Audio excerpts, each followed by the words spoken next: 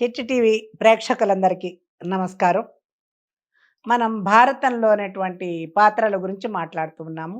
ఇవాళ ఉదంకుడు గురించి చెప్పాలనుకుంటున్నాను. భారతంలో ఉదంకుడు. వ్యాస భగవానుడి శిష్యుడు పైలుడు. వ్యాస భగవానుడు తపశ్శక్తి సంపన్నుడు. అటువంటి మహానుభావుడి శిష్యుడు పైలుడు. ఈ పైలుడి శిష్యుడే ఉదంకుడు. ఈ ఉదంకుడు గురువు గారి దగ్గర విద్యలన్నీ నేర్చుకున్నాడు. పూర్వం గురుకులాలు. గురువుల దగ్గరే ఉండేవారు. గురుపత్ని వంట చేసి పెట్టేది, చక్కగా తినేవాళ్ళు. గురువు గారికి శుశ్రూష సేవలు చేసుకుంటూ విద్యలు నేర్చుకునేవారు. ఇవాల్టి రెసిడెన్షియల్ స్కూల్స్ ఎలా ఉంటున్నాయి, కాలేజెస్, ఆ కాలంలో గురుకులాలు అవి అనమాట.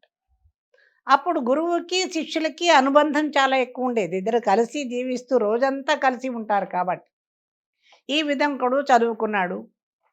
చాలా విద్యలు నేర్చుకున్నాడు ఆయన. అణిమ, లఘిమ, ప్రాప్తి, ప్రాకామ్యం, మహిమ, ఈశత్వం, వసిత్వం, కామానసాయిత మొదలైన 8 విద్యల్ని, ఇంకా అనేకమైనటువంటి విద్యల్ని నేర్చుకున్నాడు.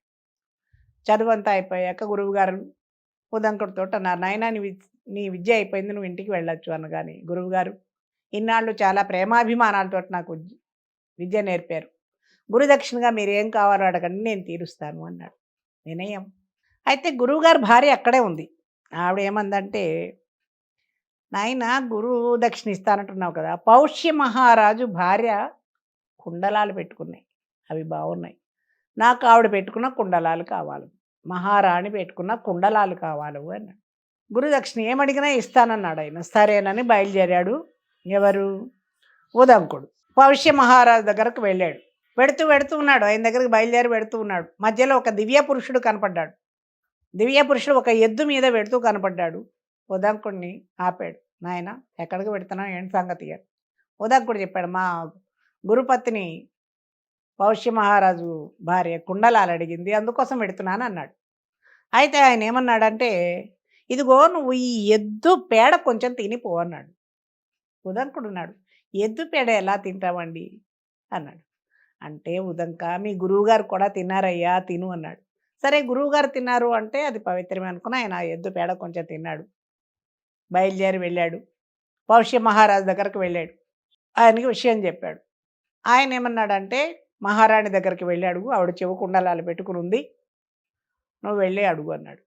ఉదంకుడు ఆమె దగ్గరికి వెళ్ళాడు. అంతఃపురంలోకి వెళ్ళాడు. వెతుకుతున్నాడు. ఎక్కడ వెతికినా అక్కడ మహారాణి కనపడలేదు. మళ్ళీ వచ్చాడు పౌష్య మహారాజు దగ్గరికి. వచ్చి ఆవిడ కనపడలేదండి అన్నాడు. ఎలా కనపడుతుందయ్యా, శుచిగా శుభ్రంగా వెళ్ళు, కనపడుతుంది అన్నాడు. అప్పుడు ఉదంకుడు అనుకొని కాళ్ళు చేతులు కడుక్కొని కాస్త మొహం కడుక్కొని నోరు పుక్కిలించి మొత్తం మీద వెళ్ళాడు. మళ్ళీ అంతఃపురంలోకి పెడితే మహారాణి కనపడింది. ఆమెతో చెప్పాడు, మా గురుపత్నికి మీ కుండలాలు కావాలండి అంటే, ఆడయ్యో తప్పకుండా ఇస్తానని చెవి కుండలాలు తీసి ఆయనకిచ్చి, ఈ చెవి కుండలాల కోసమని తక్షకుడు చూస్తూ ఉన్నాడు. చాలా మాయావి, జాగ్రత్త సుమా అని జాగ్రత్త చెప్పింది. ఆ కుండలాలు తీసుకుని ఆయన బయలుదేరుతుంటే, పౌష్య మహారాజు అన్నాడు, వాటికి వచ్చారు కదా, భోజనం చేసి వెళ్ళండి అన్నాడు. ఇక్కడ ఒక శాస్త్రం ఏంటంటే, మనం ఎవరింటికైనా వెళ్ళినప్పుడు భోజనం చేసి వెళ్ళండి అంటే చేసి వెళ్ళాలి. ఆవేళ వద్దండి అని పెడితే ఆ రోజుకి భోజనం దొరకదు. సరే ఉదంకుడు సరే అన్నాడు. పౌష్య మహారాజు భోజనం ఏర్పాట్లు చేశాడు. ఇద్దరు భోజనానికి కూర్చున్నారు. ఉదంకుడు భోజనం చేస్తుంటే అన్నంలో తల వెంట్రుక వచ్చింది. ఉదంకుడికి చాలా కోపం వచ్చింది. అశుచి అయినటువంటి భోజనం పెడతావయ్యా నువ్వు అని. జ్ఞానులండి వీళ్ళందరూ, శాస్త్రాలు చదివిన వాళ్ళే, జ్ఞానులు, తపశ్శక్తి సంపన్నులు. కానీ తొందరగా ఈ కోపాన్ని జయించడం అనేటువంటిది చాలా గొప్ప విషయం. ఉదంకుడు నీళ్లు తీసుకున్నాడు. గుడ్డివాడి వైపు అని చెప్పించాడు. పౌష్య మహారాజు అన్నాడు, ఏమండి ఇది చిన్న పొరపాటు, తల వెంట్రుకకే నన్ను చెప్పిస్తారా అని బాధపడ్డాడు ఆయన. అయితే చెప్పించడం నీకే కాదు, నాకు కూడా వస్తుంది అని ఆయన కూడా ఏమనంటే, నువ్వు సంతానహీనుడు అయిపో అన్నాడు. ఒకళ్ళు చెప్పించుకోవడం ఇది అజ్ఞానం కాకపోతే ఏమనాలండి? చిన్నదానికే కోపమా? శాస్త్రాలు చదివిన వాడికి సహనం ఉండాలండి, ఓపిక ఉండాలి.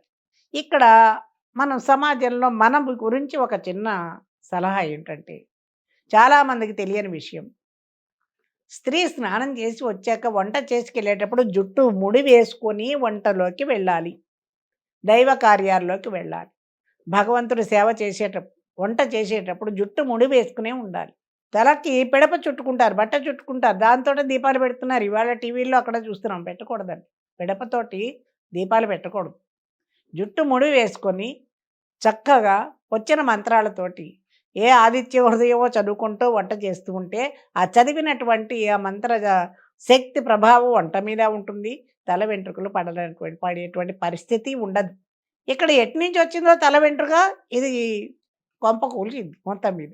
ఆయన చెప్పించాడు, ఈయన చెప్పించాడు. అయితే ఉదంకుడికి అప్పుడు కాస్త తెలివొచ్చింది. వచ్చి నాకు సంతానం లేకపోతే బతికే లేదు కదా! మహారాజా, దీనికి ఈ శాప విముక్తి ఏమన్నా కలిగించు అంటే, ఈయన నా వల్ల కాదు, క్షమించమన్నాడు. బ్రాహ్మణులు, తపశ్శక్తి సంపన్నులు. వాళ్ళకి శాపాన్ని ఇవ్వడము తెలుస్తుంది. శాప విమోచనం కూడా వాళ్ళకి తెలుస్తుంది. నాకు శాపాన్ని ఇచ్చాను కానీ దానికి శాప పరిహారం నాకు తెలియదు మహానుభావ అన్నాడు. ఏం చేస్తాడు ఉదంకుడు? సరే అని ఆయనే తిప్పుకొని, "నువ్వు గుడ్డితనం నీకు కొంతకాలమే ఉంటుందిలే" అన్నాడు. ఆయన నుంచి అక్కడ బయలుదేరి ఆయన వెడుతూ ఉన్నాడు.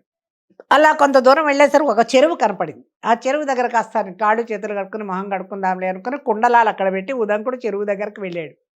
సమయం కోసం చూస్తున్నాడు. వెనకాలే వస్తున్నాడు తక్షకుడు. ఎప్పుడు ఈ కుండలాలు కాజేద్దామని. మాయావి అయినటువంటి తక్షకుడు వెంటనే ఆ కుండలాన్ని పట్టుకున్నాడు. పరిగెత్తాడు. అది చూసినటువంటి ఉదంకుడు వాడిని తరుముకుంటూ ఉదంకుడు పరిగెత్తాడు.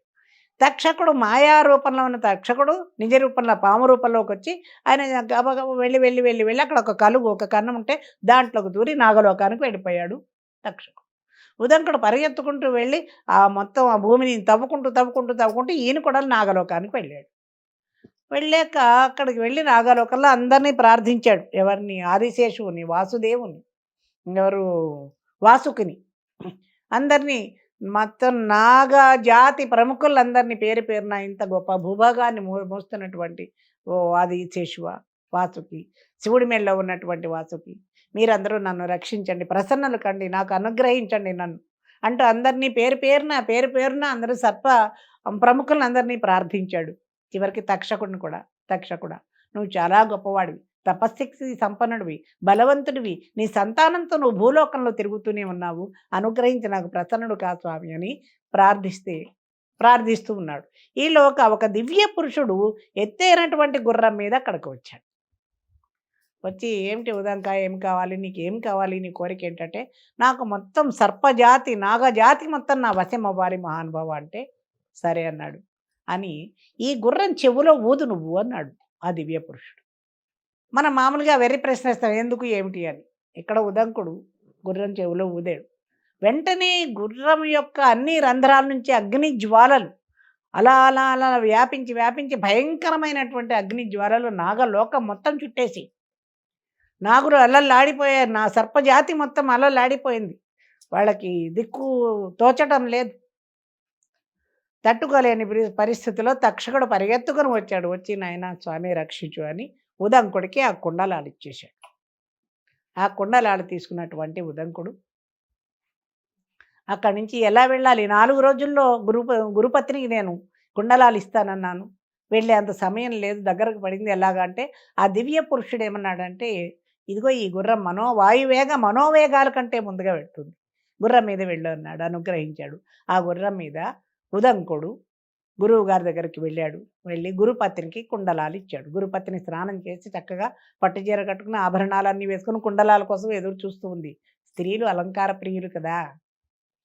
కుండలాలు రాగానే ఆవిడ సంతోషంగా పెట్టుకుంది. గురువుగారు అడిగారు, ఏమయ్యా నువ్వు ఇంత తెలివైన వాడివి, ఇంత శాస్త్ర పరిజ్ఞానం ఉన్నవాడివి, శక్తిమంతుడివి, తపస్యాలివి, ఇంత టైం ఎందుకు పట్టింది, ఇంత సమయం ఎందుకు తీసుకున్నావు అంటే, జరిగిందంతా చెప్పాడు. తక్షకుడి కారణంగా నాకు ఈ సమయం లేట్ అయిపోయింది, నేను చాలా ఆలస్యంగా రావాల్సిన పరిస్థితి ఏర్పడింది అనగాని, సరే నువ్వు వెళ్ళి సుఖంగా ఉండను గురువుగారు ఆశీర్వదించారు.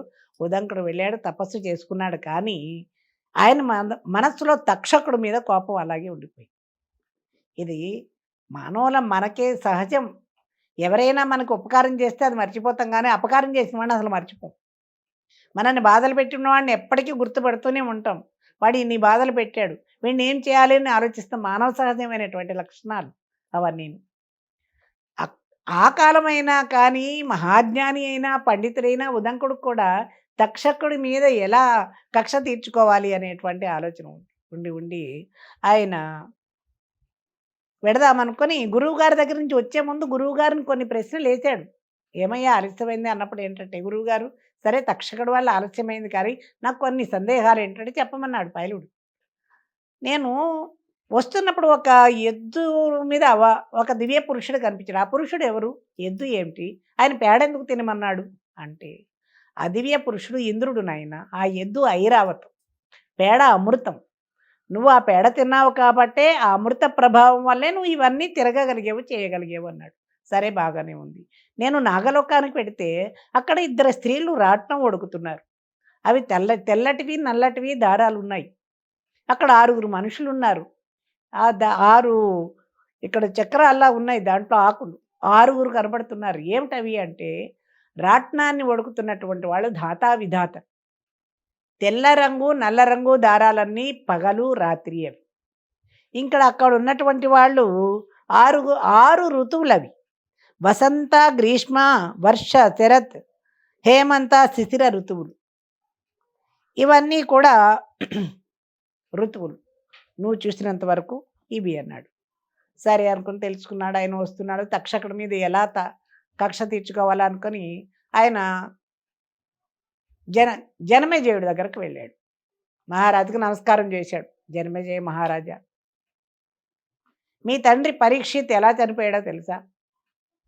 ఆయన చావుకి కారకుడు తక్షకుడు. మీ తండ్రి వేటకు వెళ్ళాడు. శమీకుడి ఆశ్రమానికి వెళ్ళాడు. శృంగి చేత ఆయన శపించబడ్డాడు. అయినా కానీ ఆయన తప్పించుకునే అవకాశాలు ఉన్నా తక్షకుడు మాత్రం కక్షతోటి వెళ్ళి శమీకుడిని కొడుకు అనేటువంటి శృంగిని ప్రేరేపించినట్లుగా ఆయన రాజు దగ్గరకు వెళ్ళాడు. పరీక్షిత్తుని పరాక్రమవంతుడైన ధర్మశీలి అయిన మనోరంజకంగా పరిపాలించినటువంటి ధర్మాత్ముడైనటువంటి మీ తండ్రిని తక్షకుడు కాటు వేశాడు. మీ తండ్రి చావుకి కారకుడైనటువంటి తక్షకుడు. నువ్వు అటువంటి వాడిని వదిలేస్తావా? అందువల్ల వెంటనే నువ్వు సర్పయాగం చెయ్యన్నాడు. సర్పయాగానికి పురికొల్పాడు ఉదంకుడు. ఉదంకుడి సలహాతోటి ఉత్తేజితుడైనటువంటి జనమేజయుడు సర్పయాగాన్ని ప్రారంభించాడు.